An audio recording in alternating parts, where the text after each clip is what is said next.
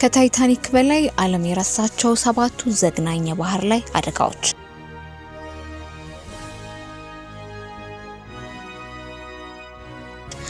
ታይታኒክ ስም ሲነሳ ወደ አእምሯችን የሚመጣው ግዙፍ መርከብ፣ የፍቅር ታሪክና የ1500 ሰው አሳዛኝ ሞት። ለዘመናት ዓለምን ያስለቀሰ መጽሐፍት የተጻፈለት ታላላቅ ፊልም የተሰራለት አደጋ እሱ ብቻ ይመስላል። ነገር ግን እውነታው ሌላ ነው። በታሪክ መዝገብ ውስጥ የታይታኒክ አደጋን ትንሽ የሚያስመስሉ በአንድ ሌሊት ከ9000 በላይ ሰዎች ያለቁባቸው፣ ባህሩን ደግሞ ያስጠቡ ግን ደግሞ በሚስጥር የታፈኑ ዘግናኝ አደጋዎች አሉ። ዛሬ በእኛ በኢቢ ሚዲያ ወይም በማል ቲቪ ታይታኒክን ታሪክ ጥላ ስር ያስገቡ 7ቱን አስከፊ የመርከብ አደጋዎችን እንመለከታለን። እስከ መጨረሻው አብራችሁን ቆዩ።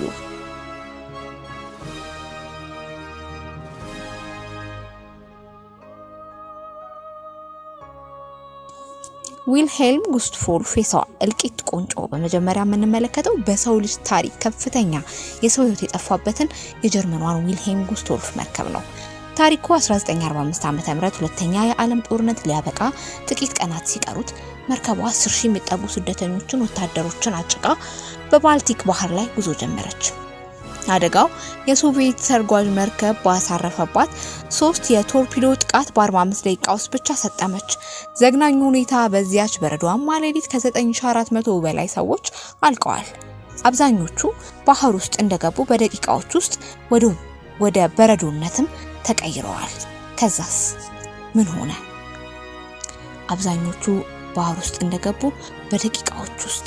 ይህ አደጋ ከታይታኒክ በ6 እጥፍ ይበልጥ ነበር። ዶኛ ፓዝ የእሳት ባህር። በ1987 በፊሊፒንስ የተከሰተው የዶኛ ፓዝ አደጋ ከሌሎች ለየት የሚያደርገው የእሳት አደጋ መሆኑ ነው። ግጭቱ መርከቧ በሚሊዮን የሚቆጠር ሊትር ነዳጅ ከጫነች ሌላ መርከብ ጋር ተጋጨች። ወዲያውኑ ባህሩ ከሙሉ ወደ እሳት ባህርነት ተቀየረ። አሰቃቂው ትዕይንት ሰዎች ከመቃጠል ለማምለጥ ወደ ባህሩ ሲዘሉ ባህሩ ራሱ በእሳት እየነደደ ስለነበር መሸሻ አጡ። በዚህ አደጋ ከ4300 በላይ ሰዎች በአሰቃቂ ሁኔታ ተቃጥለዋል፣ ሰጥመው አልቀዋል። ኤንቪል ጆላ የአፍሪካ ታይታኒክ። ወደ አፍሪካ ስንመጣ የሴኔጋሏ ሌይ ጆላ በ2002 ዓ.ም ያስመዘገበችው እልቂት አይረሳም።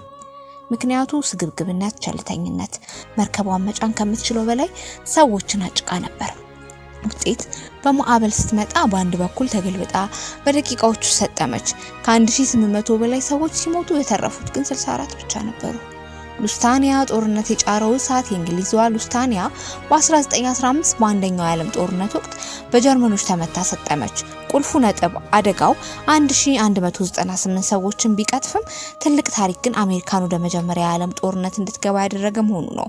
ዛሬም ድረስ መርከቧ በሚስጥር የጦር መሳሪያ ትጭን ነበር የሚለው ጥርጣሬ አነጋጋሪ ነው።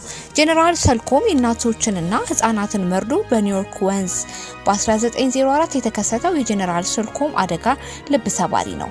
መርከቧ ላይ እሳት ሲነሳ የነበሩ የህይወት አድን ጃኬቶችን በመሰብሰባቸው ጀልባዎቹ ዝገው ስለነበር ሰዎችን ማዳን አልተቻለም። በዚህ አደጋ ከ1000 በላይ እናቶችና ህፃናት በቤተሰቦቻቸው ፊት በእሳትና በውሃ ተቀጥፈዋል። ላንካስተሪያ የታፈነው ሚስጥር።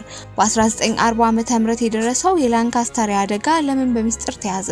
ምክንያቱም በወቅቱ የነበሩ ጠቅላይ ሚኒስትር ዊንስተን ቸርችል የህዝብ ወኔ ወይም ሞራል እንዳይሰበር በሚል መረጃ እንዳይወጣ አግደውት ነበር። ከ4000 እስከ 7000 የሚደርስ የብሪታንያ ወታደር ያለቁበት ይህ አደጋ ለዓመታት የሚስጥር ተቀብሮ ቆይቷል። ታክሺማ ማሩ የጃፓን ሀዘን። በመጨረሻ በ1945 የጃፓን ወታደሮችን ስደተኞች ጭና ስትጓዝ በባህር ፈንጂ የተመታችው ታክሺማ ማሩ ትጠቀሳለች። በዚህ አደጋ ከ5000 በላይ ሰዎች አልቀዋል። ጃፓን በጦርነት መሸነፏን ተከትሎ በነበረው ውጥረት ይህ ታሪክ ብዙም ሳይናገር ታፍኖ ቀርቷል። ታዲያ እነዚህ ሁሉ አደጋዎች ከታይታኒክ በላይ የከፉ ሆነው ሳለ ለምን ታይታኒክ ብቻ ገነነች? ምናልባት የሆሊውድ ፊልም ስለተሰራለት ይሆን ወይስ አደጋው የደረሰባቸው ሰዎች ማንነት የጊዜው ሁኔታ ወስነው? እናንተ ምን ይመስላችኋል? ከነዚህ 7 አደጋዎች የትኛው ይበልጥ አስደንግጧችኋል? በኮሜንት መስጫው ላይ ሀሳባችሁን አጋሩን። ለቪዲዮ ላይክ መስጠት፣ ለወዳጆቻችሁ ሼር ማድረግ እንዳትረሱ። ከወደዳችሁት እንዲሁም መሰል አስገራሚ ታሪኮች እንዲደርሷችሁ ሰብስክራይብ አድርጉን። በሚቀጥለው ቪዲዮ እስከምንገናኝ ቸር ቆዩን።